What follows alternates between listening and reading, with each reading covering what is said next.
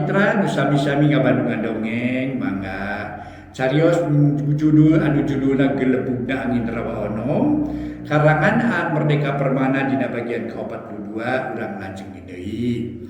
Numutkeun cariosna Aan Merdeka Permana ingat ngobrol gitu para mitra. Aduh nya gitulah. Ya pakokolot supar gitu.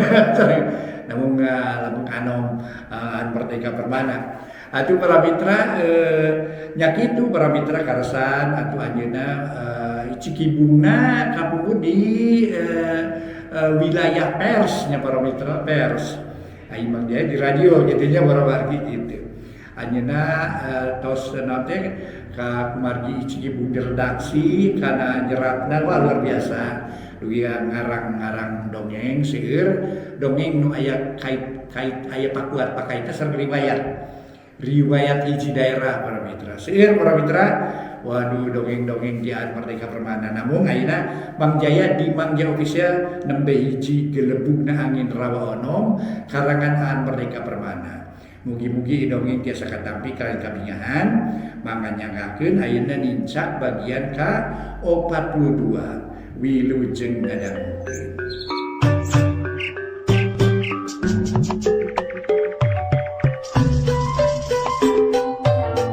Para mitra kaum dangu wilujeng tepang dangu deui sareng Mang Jaya.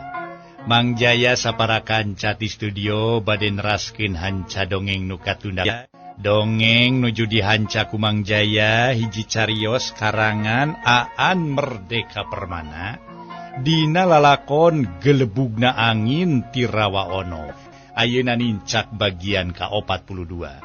Mangga urang teraskeun deui para mitra sadaya. Harita gulang-gulang ngetumanya. Ke. Ariyo cacakan uti benih, Nyimas. Naon diwenangkeun hulampreng ka urang ye jajakade. Sok araraneh teuing. Apan teu samarangan. Jalma-jalma ngulampreng ka ieu patempatan. Kudu hati-hati Nyimas.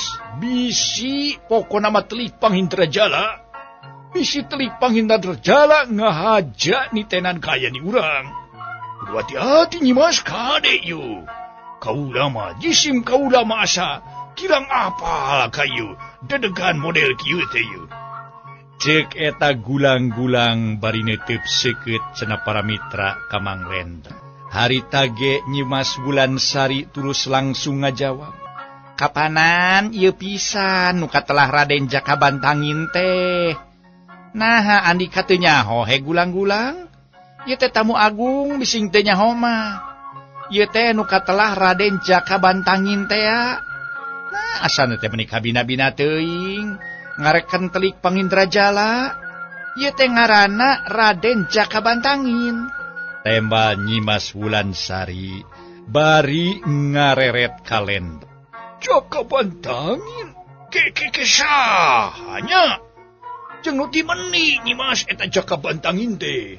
Jisim kaula mah sakirang apa? Kirang wano kayu nami teh.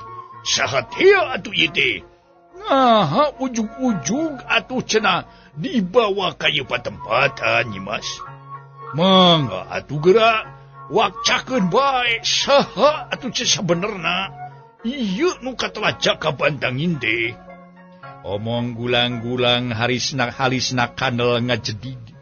Neueup seukeut para mitra kalendra siga nu curiga naker. Da kitu kaayaanana cenah gulang-gulang di eta patempetan mah salilana nyuriga bae ka cenah anu anyar pinanggih. Nah, ari anika gulang-gulang. Nah geus poho deui. Apan ieu teh Raden Jakabantangin teh ye? Urang kerajaan Galuh ieu teh bising teu nyaho mah. Pan ieu nu katelah Raden Jakabantangin teh putrana Kipati Walangseuge. Nah, gulang-gulang jiga nu teu wanoh, jiga nu teu wabuh ka ieu muhun Kakang Raden Kakang Jakabantangin.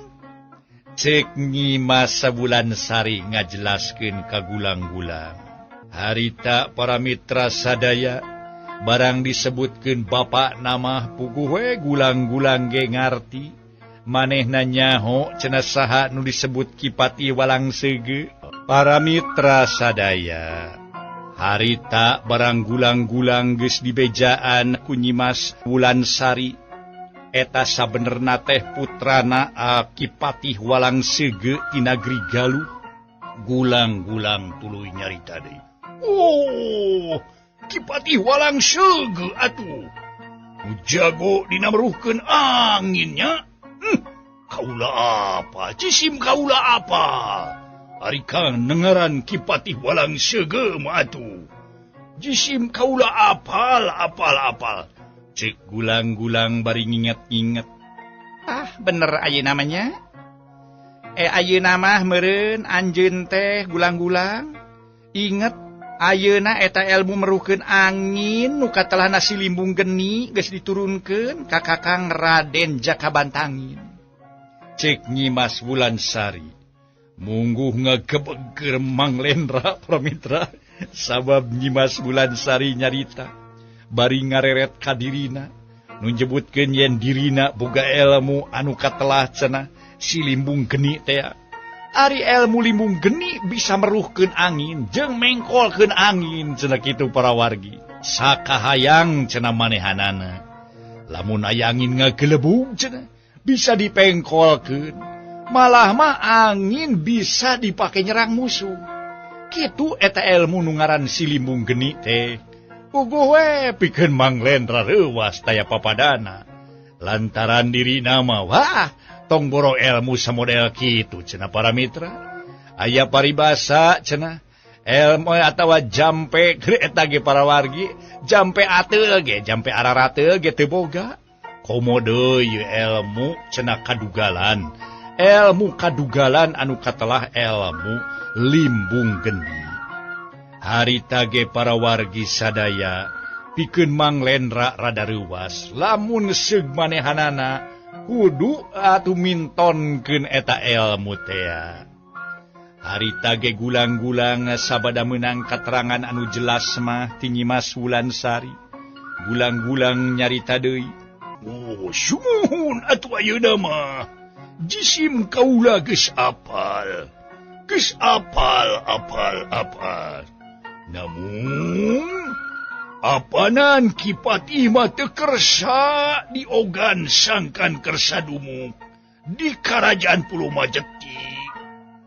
Kipatih mah kumekeh dek babakti bae ke Karajaan Galuh. Kitu pan. Munapun atuh anu sepokona mah jisim kaula parantosa ieu nampi katerangan kitu. Mun leres kitu eta hartosna teh musuh urang atuh meureun ieu teh ieu. Ieu teh putrana Kipatih anu katelah Kipatihnya eta anu katelah Kipatih Walang Sege teh anu babakti ka Nagri Galuh teh berarti musuh urang Nyimas. Nah kunaon atuh ieu? Yeuh musuh urang, ieu anakna musuh. Pokona mah kusalira kalaka diogan linggih Nyimas. Da ieu nu nimulkeun kaheran jisim kaula teh. Nu mawi mangga atuh geura wakcakeun, geura carioskeun, geura jelaskeun supados jisim kaula aya gambaran nu langkung eces Nyimas. Kitu para mitra cek gulang-gulang. Bari tetep eta gulang-gulang mureleng ka Mang Lendra ku sorot panon anu ceceubnaker. Para mitra kaum dangu. Harita Nyimas Wulansari para wargi nampi pertanyaan kitu ti gulang-gulang teh anjeunna cumarios. Para mitra sadaya, barang Nyimas Wulansari anjeunna nitenan cariosan gulang-gulang anu netelakeun naon sababna cenah anjeunna nya Nyimas Wulansari make jeung ngogan ieu cenah anakna Kipatih nu hartosna musuh. Nyimas Wulansari saterusna cumarios. Anika mah kanyaho teh ngan sapotong-sapotong heh gulang-gulang. Yeuh dengekeun heh gulang-gulang. Ari mamang patih walang sege ternyata nakolotna jaka bantangin gesapuk dek babakti ka karatuan Pulau Majeti. Jaka bantangin buktina geus diutus. Jang mantuan urang ku jalan jadi telik sandi. Diteundeun digaluh pikeun ngabejakeun naon-naon nu jadi kakurangan atawa kakuatan musuh. Kitu bising teh nyaho mah. Nah ya bodoh kabina-bina ye. Andika mah bener-bener bodoh, he gulang-gulang, maklum atuh. Kanyaho nangan saukur sapotong-sapotong. Tah kitu nu matak oge ari kudu dijelaskeun mah ku kaula. Jadi ieu putrana Kipatih teh diutus pikeun nyaeta nalungti ka aya di nagri Galuh. Kitu tah sakali deui. Ngan ari kangaranan juru telik tangtu sagala kudu dirusiahkeun. Nyameureun kasukaan ika kudu dirusiahkeun segala rupa nage dangaran nage juru telik. Kitu nu matak oge. Ieu mah urusan Rusia he gulang-gulang. Cek Nyi Mas Wulansari. Sabot rengse cacarita kitu para mitra geleger-geleger aya sora gelap ti kajauhan. Aduh. Ampura aya Rusia nu kapaksa dibuka. Cek Nyi Mas Wulansari para wargi sadaya. Memang aneh luar biasa hari tagi. Barang Nyi Mas Wulansari para wargi sadaya ngucapkeun kalimat-kalimat seperti tadi. Saterusna Nyi Mas Wulansari netep seukeut ka Mang Lendra. Ari Mang Lendra jadi inget kana ucapan ieu putri yen pantrangan teu meunang muka Rusia. Para wargi sadaya saterusna Nyi Mas Wulansari nyarita deui. Cik ayeuna mah bejakeun we ka ama. Yen kaula deuk mulang bari mawa Raden Jaka Bantangin kitu. Sok geura mulang ka ditu geura bejakeun ka ama. Sakedeung deui kaula bari nepungan ka ama kitunya. Cek Nyi Mas Wulansari ngajelaskeun ka gulang-gulang. Ari gulang-gulang tetep para wargi sadaya nyepeng manehna aturan. Tu bisa kitu? Teu tiasa kitu Nyi Mas. Ayeuna nagara nuju aya dina bahaya. Margi Karajaan Galuh teu weleh ngintip-ngintip we ka urang mun. Kitu nu mawi oge. Janten Karajaan Galuh teh ngintip-ngintip ka urang. Da ieu nu matak jisim kaula kedah leres-leres. Mitenan sing sakur anu datang ka ieu patempatan bari memang eta teh minangkana mah teu dikena teu kanyahoan saha-sahana. Kitu nu mami oge Nyi Mas. Ieu teh parentah Tuang Rama. Ka jisim kaula kudu pokona mah api, kudu taliti, kudu caringcing pageuh kancing, saringset pageuh iket kitu nu mami oge. Dina mayunan masalah-masalah nu aya patula-patuli, patula-patali bok bisi cenah di nagara Galuh aya nu rembes ka dieu. Da kitu nu mawe oge Nyi Mas, mangga we eta mah. Bangga bae geura emutan ku Nyi Mas. Ari jisim kaula mah Darma tu disebut Pulau Majeti teh.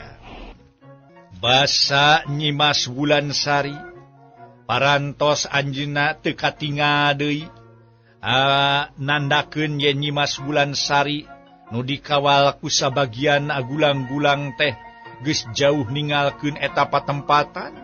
Gulang-gulang tuluy nyarita. Wah, kenah pisan andika mah bangsa manusia. Make diajenan ku Nyi Mas Wulansari. Padahal manusia mah makhluk pang jahat-jahatna. Da kudu nama di alam pawenangan teh teu kudu aya makhluk nu ngaran manusia we. Cek gulang-gulang nu keur aya para mitra didinya nu marengan Mang Lendra. Para wargi barang Mang Lendra ngadenge omongan gulang-gulang sarupa kitu. Harita teh teu loba cacarita, teu hayang nemalan-menemelan acan malah mah. Nu jadi perkara dahatena ge sabenerna mah keur bingung. Sakumaha nu kauninga para wargi sadaya harita Mang Lendra.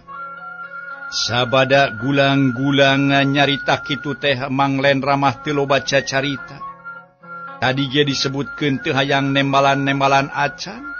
Nu jadi perkara hatena ge sabenerna mah keur ngarasa bingung. Eces naker. Eces naker nyimas Wulansari teh geus kasamaran. Manehna salah sangka nganggap dirina salaku Raden Jakabantangin. Padahal pan eces ngan lamun mah ayeuna Mang Lendra daek dibawa-bawa ka ieu tempat. Eta mah kusabab nyimas Wulansari nyebutkeun yen Ki Ajali masih keneh kumelendang, masih keneh hirup. Ieu nu jadi harapan pikeun Mang Lendra. Manehna boga itikad, boga cita-cita, boga niat hayang nyalametkeun Ki Ajali. Kitu cenah para mitra dina hatena Mang Lendra. Harita para wargi Mang Lendra dibawa ka pasanggrahan ku gulang-gulang tiluan. Dina eta adegan nu cukup agreng pasanggrahan teh.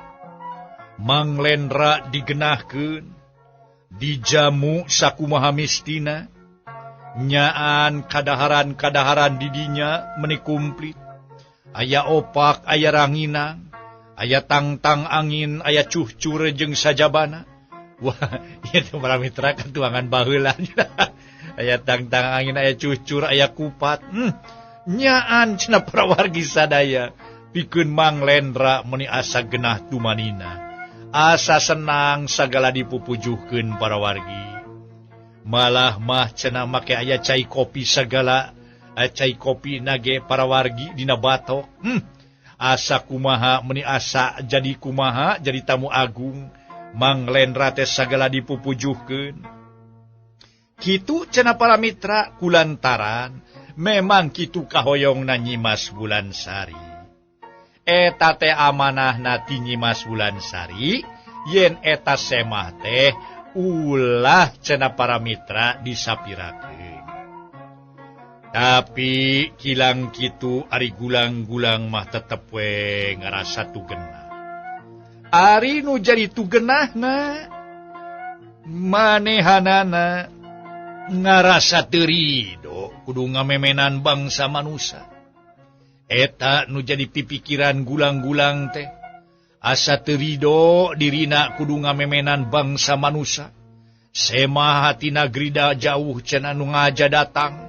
Kudu nama bangsa manusia nu datang teh lain dimemenan, tapi kudu nama disiksa. Tapi nah ayo. Ieu cenah semah model kieu, make kudu dimemenan sagala kudu dipupujukeun. Ta ieu nu nimulkeun teu ridho hatena eta gulang-gulang. Malah ceuk gulang-gulang nu kahiji nyarita. Ceuk kaula oge. Manusia mah makhluk nu pangjahatna. Hirupna ge saraka. Mun mireungeuh deungeun senang sok sirik pidik. Jail kaniaya. Sabalikna hatena sok bungangang bunga. Mun deungeun-deungeun hirupna sangsara. Ngagak-gak seuri. Lamun deungeun-deungeun hirup sangsara. Ta eta kalakuan manusia. Umata kaula mah asa teu resep ningali manusia teh. Cek gulang-gulang nu kahiji. Demi gulang-gulang nu kadua nyarita bari ngirung. Nu matak jadi aneh.